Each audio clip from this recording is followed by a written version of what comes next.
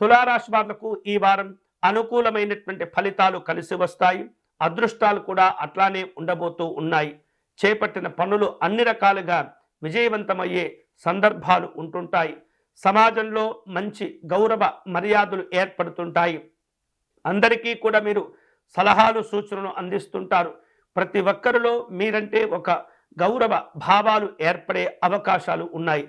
ఇవన్నీ కూడా మీ యొక్క నడవడిక మీద ఆధారపడి ఉంటుంటాయి.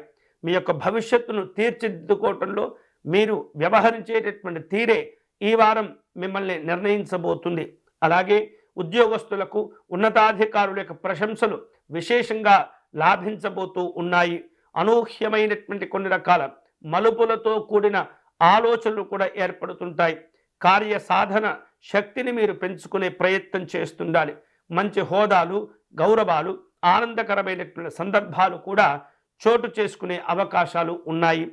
బ్యాంకు సంబంధమైనటువంటి లావాదేవీలు నిర్వహించేటటువంటి వాళ్లకు చక్కగా కలిసి వస్తుంది.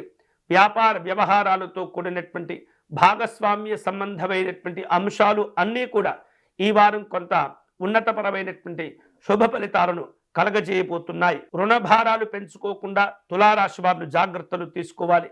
గొప్పవారితో స్నేహ పరిచయాలు ఏర్పడుతుంటాయి. వివిధ రూపాల్లో దూర ప్రయాణాలు చేసే అవకాశాలు కూడా ఉన్నాయి. ఈ వారం ఈ తులారాశి వారు శుభకరమైనటువంటి ఫలితాలు పొందేందుకై సుబ్రహ్మణ్య స్వామి వారిని పూజించటం, ఆరాధించటం మంచిది.